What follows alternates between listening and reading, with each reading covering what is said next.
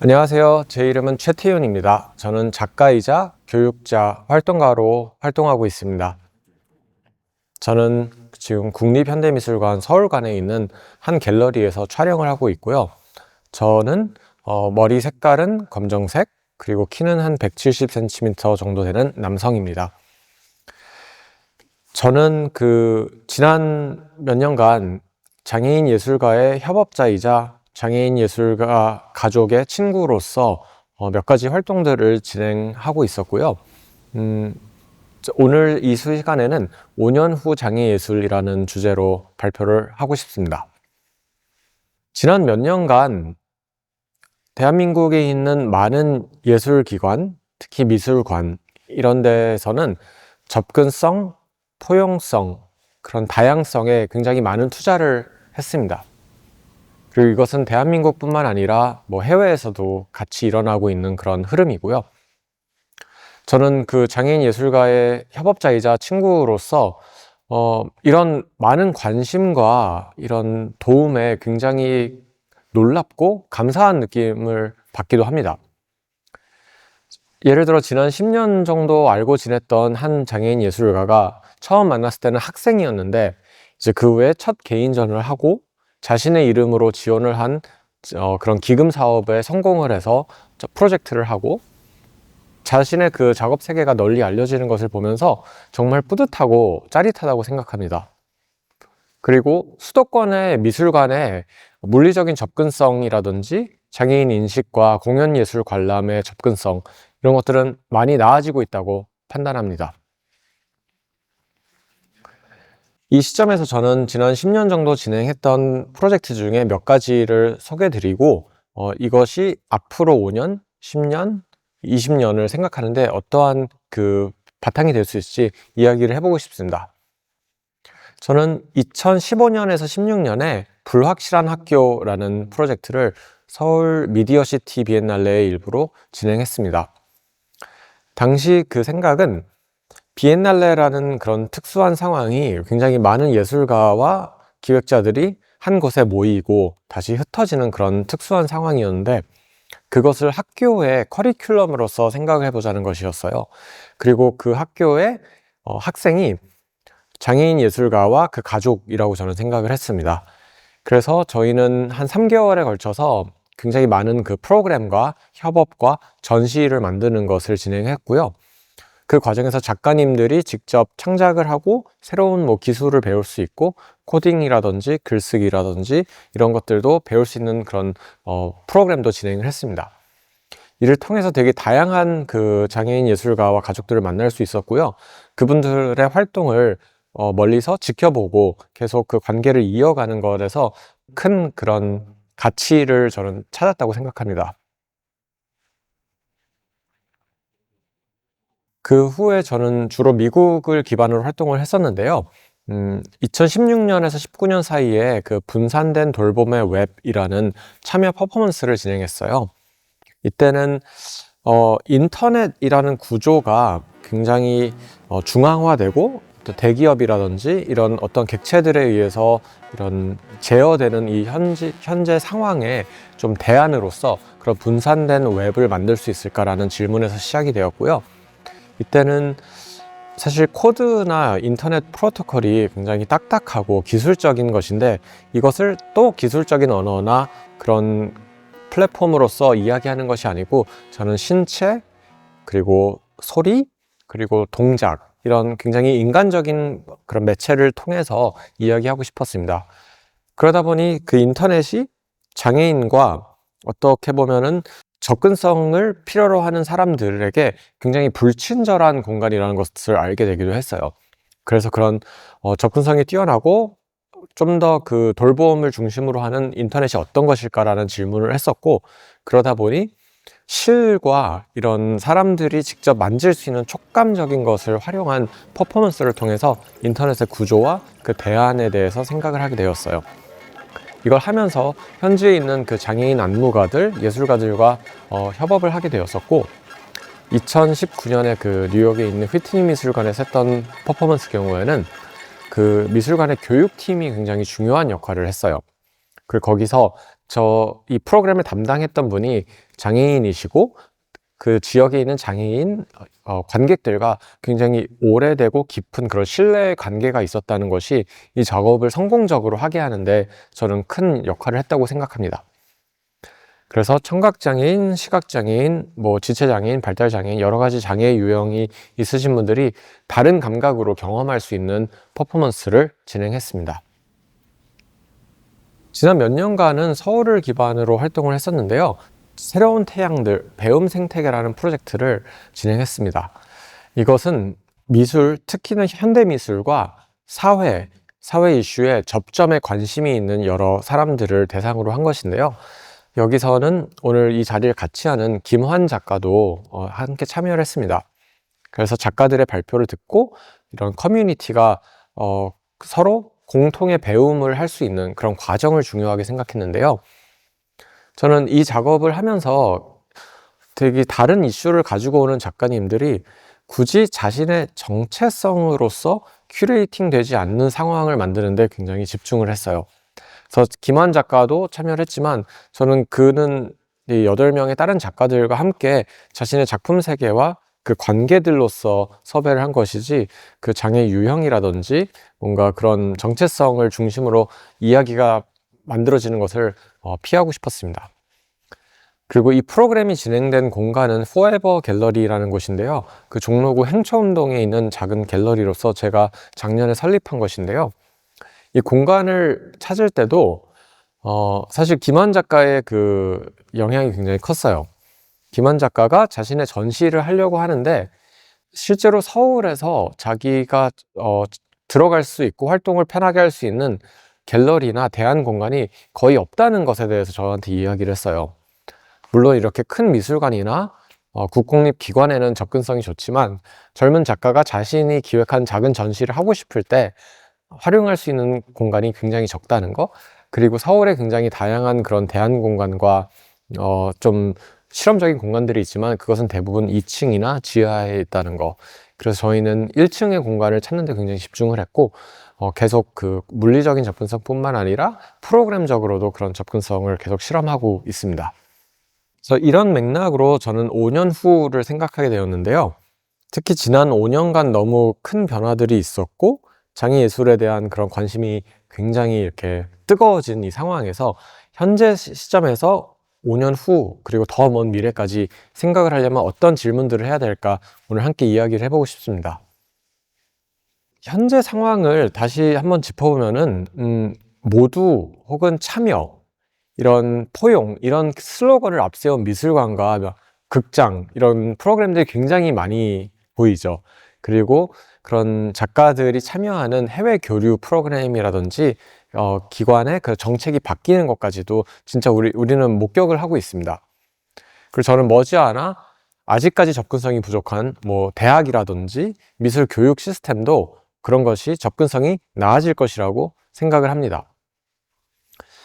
그래서 궁극적으로는 5년 후에는 장애인 예술가와 비장애인 예술가들이 같은 레지던시에서도 활동을 하고 그의 작품이 자신의 정체성이나 사회 복지의 맥락에서 보여지는 것이 아니라 작가 고유의 서사와 그런 예술성을 인정받고 궁극적으로 상업 미술계에서도 활발히 유통되는 것까지도 저는 상상을 합니다. 이렇게 멋진 미래에 바로 코앞에 있는 것 같은데요. 그런 미래를 우리가 받아들일 준비가 되어 있을까요? 이 지점에서 장애인 예술가 당사자나 가족과 그리고 활동가, 연대하는 활동가들은 두 가지 고민이 있는 것 같아요. 이 접근성 열광이 얼마나 지속될까라는 그 우려와 그리고 문화예술계를 벗어나면 장애인 인권, 교통권, 그리고 장애인을 포함한 사회 소수자에 대한 인식과 복지는 아직도 부족한 점이 너무 많기 때문에 굉장히 안타까운 현실이죠. 그리고 이러한 현실을 기만하듯이 장애예술이 이런 착한 혹은 천재적인 올바른, 정치적으로 올바른 사회 약자의 전형을 보여주는데 사용되는 것이 굉장히 불편하다고 생각합니다. 이러한 양극화 상황이 지금 현실이고 이런 사회 약자가 사회 구성원으로 통합되기 위해 어떠한 경계를 넘어야 될까, 그 경계를 줄이고 싶은 예술가, 교육자, 활동가들은 어떠한 연구를 해야 될까 저는 고민을 합니다. 이런 활동과 질문에 대해서 저는 뭐 여러 대학이라든지 그런 공익기관에서 발표도 하고, 특히 그런 젊은 예술가나 기획자들과 이야기를 할 수 있는 기회가 지난 5년간 꽤 여러 번 있었는데요. 매번 듣는 질문이 있어요. 그 당사자성에 대한 질문인데요. 질문을 주시는 분이, 저는 장애인이 아니기 때문에 제가 어떠한 장애에 관련 프로그램을 하기도 너무 조심스럽고, 특히 누가 나를 비판할까봐 내가 당사자가 아닌데 그 활동을 하는 거에 대해서 너무 두렵다. 그래서 아무것도 못하겠다. 이런 이야기를 매번 들었습니다. 그래서 저는 그 답의 질문으로는 일단 당사자성의 굴레라는 게 있다고 생각해요. 어떤 것이냐면은 당사자의 그 정체성, 사회약자 정체성, 그리고 그의 서사, 그것에만 집중을 하면은 그 작가가 그 이야기만 할 것이다, 그 이야기만 할 수 있다 라고 생각하는 것입니다. 그리고 그렇지 않은 작가, 예를 들어 장애인 작가이지만 그 자신의 정체성에 대해서 작업을 하지 않는 분에게 그러한 작업을 하기를 기대하는 것에 또 연결되기도 합니다. 저는 그것이 굉장히 위험한 것이라고 생각을 하고요. 또 다른 한편에는 나와 다른 어떤 사람의 연대할 수 있는 가능성을 미리 끊는 것이라고도 생각합니다. 그래서 저는 당사자성도 중요하고 그런 문화적 도용이라든지 절대 하지 말아야 될 그런 발언도 있지만, 자신의 정체성만으로 활동을 하는 그런 것도 어떻게 보면 강박관념이라고 생각이 들고, 어떻게 보면은 그런 것들이 정치적 올바름을 추구하는 굉장히 그런 계몽적인 담론이라고 생각이 됩니다. 그래서 저는 정체성 검열을 피하고, 어떻게 보면은 우리 많은 사람들의 다른 정체성이 교차할 수 있는 것들에 대해서 생각을 하고 있습니다. 그래서 장애 예술을 포함한 이런 것들이 복지와 포용의 담론을 저는 넘어서야 된다고 생각합니다. 물론 복지는 필요하고요. 접근성과 그런 장애인의 탈시설을 위한 사회적 제도 변화, 그리고 마을의 변화, 주변 환경의 변화 다 필요합니다. 하지만 이 담론들이 갖고 있는 어떠한 그런 얄팍한 모두라는 개념에서 일단 넘어가야 된다고 저는 생각합니다. 그래서 접근성 그 이후에 대해서 이야기를 해보고 싶은데요. 물리적 접근성과 그런 프로그램적인 접근성 이후에 어떠한 경계를 우리는 넘어야 할까요? 그리고 한두 번의 특별 활동에 그치지 않고 지속적으로 사회 약자를 함께하고 중심이 되는 그런 미술관과 교육의 프로그램은 어떤 것일까요? 일단 저는 그 정체성과 이슈의 교차성에 대해서 다시 이야기를 하고 싶은데요.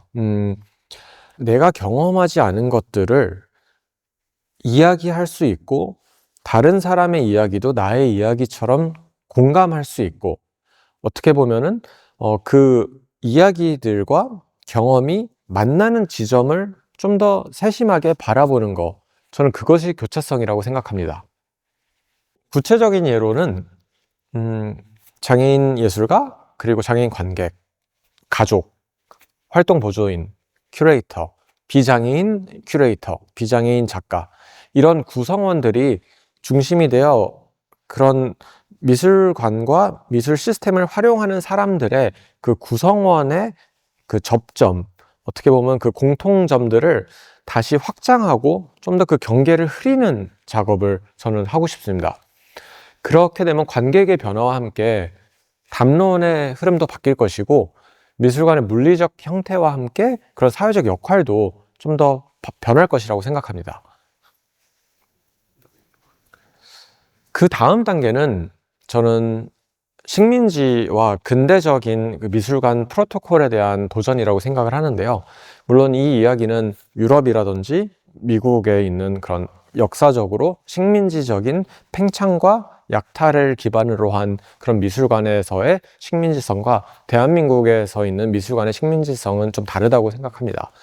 좀 더 집중하고 싶은 거는 그런 근대적인 미술관의 역할, 어떻게 보면 물리적인 것들이 담아 있고 그것을 눈으로 관람하러 오는 이 공간, 이것과 그것이 어떠한 사회적 가치를 가지고 하고 있는 그런 인터페이스, 이것을 넘어서서 좀 더 비물질적인 퍼포먼스, 개념 예술, 그리고 커뮤니티 참여, 그리고 창작이 일어나는 그 과정 자체가 저는 미학적 가치가 있다고 생각을 하고, 이것이 그 프로세스와 함께 그 개념이 어떻게 보존되고 인정받고 그 다음에 연구가 되는지, 이런 좀 더 확장된 개념을 생각해 보게 되었어요. 그리고 식민지성과 다시 연결하자면은, 저는 대한민국과 굉장히 물리적으로 멀리 있지만 어떻게 보면 자본주의라든지 그런 군사 복합체, 그리고 어떤 식민지주의적인 프로토콜을 통해서 연결되어 있는 곳들이 많이 있는데요. 예를 들어 지금 이스라엘이 자행하고 있는 그런 팔레스타인에서 자행하고 있는 전쟁이라든지 학살, 이런 것들과 굉장히 멀리 느껴지고 우리의 일이 아닌 것 같지만, 그것들을 국가의 레벨 혹은 기업의 레벨, 그리고 그런 국가와 기업이 운영하는 기관들의 레벨, 문화적 기관들의 레벨로 보면은 또 연결된 점들이 있거든요. 그래서 그런 교차성들까지도 바라보고, 그렇게 돼서 그런 극단적인 폭력적인 상황과 우리 주변에서 일어나는 좀 더 일상적이지만 하지만 똑같은 프로토콜로 진행이 되는 그런 타자와 나의 그런 구분 짓기, 그런 경계 짓기, 그런 프로토콜들의 접점을 다시 바라봐야 된다고 저는 생각하고, 그 연결점들이 교차성이 된다고 생각합니다. 그래서 저는 그것이 통합의 미래라고 생각해요. 그것이 미술관이 사회에서 할 수 있는 역할이고 해야 하는 역할이라고 생각합니다. 저는 미술관이 소장품이라든지 이런 미술 작품이 다 없어져야 된다고 생각하진 않아요. 저는 그것도 나름의 미학적, 사회적 가치가 있다고 생각하고 예술적인 의미가 있다고 생각합니다. 하지만 그것을 바꾸지 않고, 그것의 구성을 바꾸지 않고 사회 약자나 사회 이슈를 이렇게 플러그인하는 형태, 아니면 사회 소수자의 유형에 따른 응급 처방전 같은 해결책으로 진행되는 교육 프로그램이라든지 이런 것들은 어떻게 보면은 그 근본의 문제를 해결하지 않고 덮는 그런 응급 반창고 같다고 저는 생각이 드는데요. 그런 활동을 넘어서서 크게는 예술, 구체적으로 현대미술, 그리고 현대미술에서도 이런 실험적인 미술과 사회적 이슈와 사회 공동체의 접점을 다시 구성해보고, 그것들의 중심에 사회 약자들과 함께하는, 연대하는 그런 사람들, 우리 모두가 있지 않을까라고 생각합니다. 제가 모두라는 단어를 쓰면서 조금 웃었던 것은, 어떻게 보면은 저는 그 모두라는 것이 모두 포함할 수 없다고 생각하거든요. 그래서 기본적으로는 아주 작은 연결점과 공동체에서 시작이 되고, 실제로는 이 모두를 포함하는 것이 아니고 나와 너의 관계를 통해서 바꿀 수 있다고 생각합니다. 그래서 이런 맥락으로 김환 작가와 협업과 그런 연대를 이어가고 있고요. 그리고 다른 분들과도 계속 네트워크를 하고 있습니다. 그럼 이제 여기까지로 저의 발표는 마무리하겠습니다.